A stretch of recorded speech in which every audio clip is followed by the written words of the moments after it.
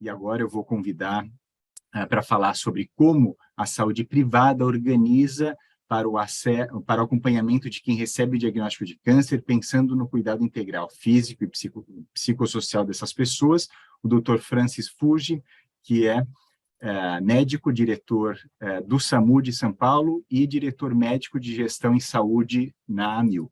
Muito obrigado pela presença, por aceitar o nosso convite, Francis. Ô, Mark, muito obrigado, é um prazer imenso. Antes de começar, eu sou oriental, cabelo curto, por trás está uma parede cor de areia, estou vestindo uma camisa branca. E muito boa tarde, todos, todas e todes. É um prazer imenso estar aqui com todos vocês. É uma honra poder falar com tão ilustres painelistas, né? E principalmente de um tema tão interessante. A gente tem uma responsabilidade muito grande como profissional de saúde, cidadão e principalmente como gestor em saúde, né, no acompanhamento desses pacientes. E eu queria voltar a um ponto muito importante, né, que começa até antes do diagnóstico do câncer, né, porque a gente tem um desafio muito grande hoje até em fazer o diagnóstico no tempo correto, né, e ter o diagnóstico realmente correto daquele paciente.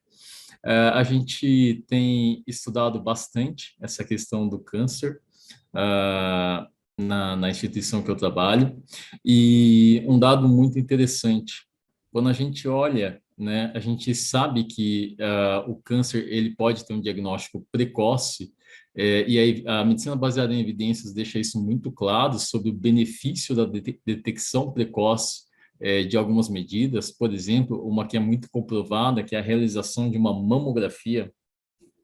A gente parte aí para um cenário extremamente complexo, né? Que aí eu vou dividir em três grandes partes: a fragmentação do sistema, né? A dificuldade de escolha do paciente e a prática aí das melhores evidências por nós profissionais de saúde. Então, quando eu volto sobre a questão, todo mês de outubro, todo mundo sabe que acontece a questão do Outubro Rosa. E quando eu vou olhar a minha base populacional, que são milhões de beneficiários, de pacientes, né, a gente identifica que aproximadamente 30% somente, das mulheres elegíveis fazem uma mamografia.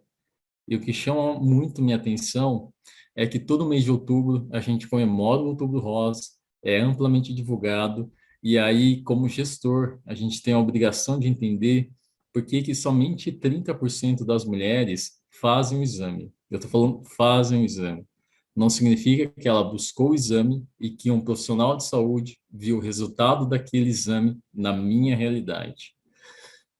Então, a gente precisa entender essa jornada do paciente, porque até o diagnóstico ele é difícil. E quando eu olho o sistema supletivo, o sistema privado de saúde, a gente tem dois mundos diferentes. Um mundo no qual eu tenho uma assistência que a gente chama verticalizada, na qual eu presto a assistência e a rota assistencial é minha. Eu tenho um segundo cenário, no qual eu tenho uma carteirinha de um plano de saúde, com essa carteirinha. Eu tenho um livrinho antigamente, quanto mais grosso era melhor, era poder de escolha do nosso beneficiário, e hoje a gente tem um aplicativo.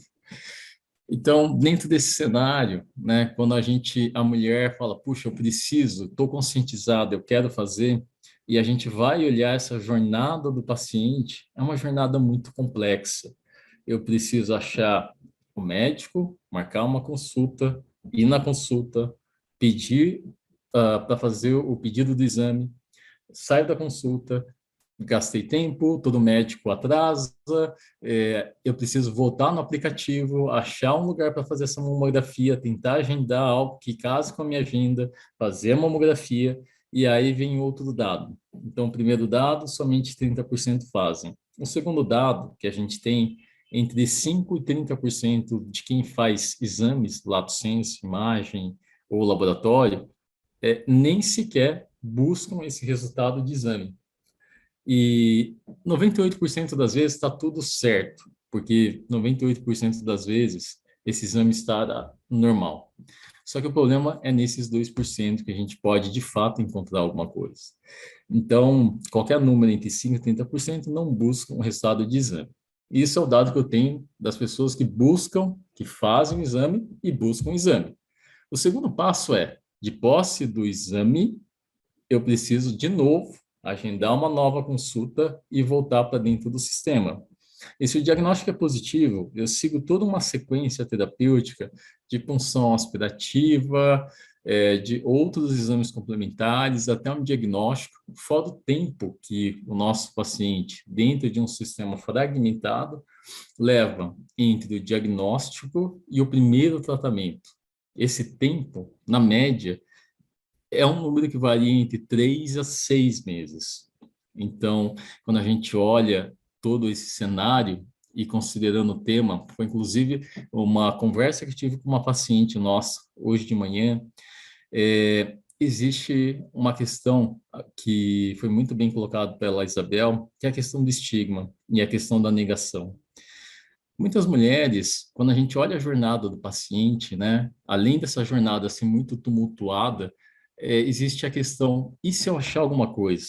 Existe o medo. Então, medo é outro estigma para a realização desses exames. E essa paciente que eu conversei hoje de manhã, ela fez um primeiro exame e que deu um primeiro diagnóstico, né, que já era sugestivo de um problema.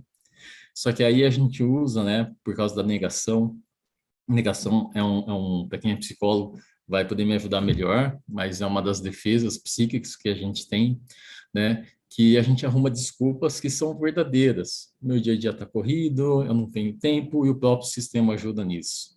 Então, quando a gente olha essa questão do câncer, da questão psicológica e a dor não só física, como a dor emocional, a gente, como gestor de saúde, tem a obrigação de entender.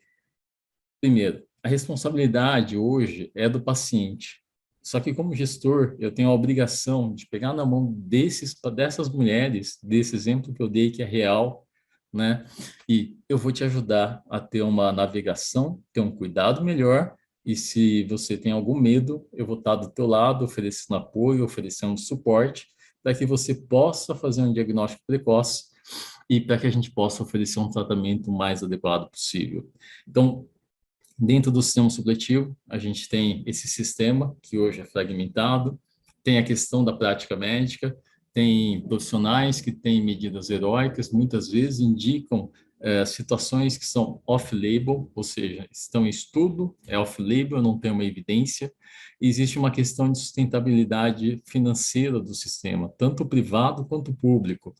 A gente tem medicações hoje que custam cerca de R$ 1 milhão ano, né? E quando a gente olha uma operadora de saúde pequena, 5 mil vidas, isso não é sustentável.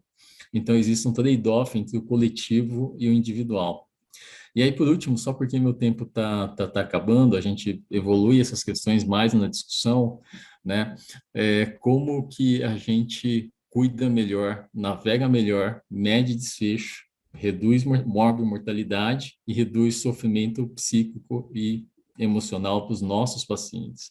Isso, consequentemente, tratando melhor o paciente, para mim é inquestionável que o tratamento correto, no tempo correto, ele é altamente custo-efetivo. E quando eu vejo que a gente vai fazer ações se responsabilizando por isso como gestor de saúde, e que a gente vai melhorar desfecho, melhorar a qualidade de vida, e vai ter um custo. O custo de um câncer inicial, ele é cerca de 5% de um câncer em estadio complexo. Eu vou estar reduzindo o gasto em saúde. Isso, no final do dia, é verdadeiramente entregar valor, valor na definição do Michael Porter, que é o melhor desfecho sobre o melhor custo, para a nossa base populacional, e principalmente para aquele que importa, que é o paciente. E aí, só finalizando, além de ter tido esse exemplo hoje de manhã, eu passei uma situação pessoal com a minha mãe, que eu levei 2 anos com plano de saúde, que não é na empresa que eu trabalho, para conseguir fazer um diagnóstico, conhecendo o presidente da instituição. Então, assim, é um sistema muito complexo, muito fragmentado, e para mim, como gestor populacional, é nossa obrigação verificar esses pontos e melhorar essa experiência e essa jornada do paciente. Mark, obrigado, devolvo para você. Estourei um pouquinho de tempo, mas devolvendo para você.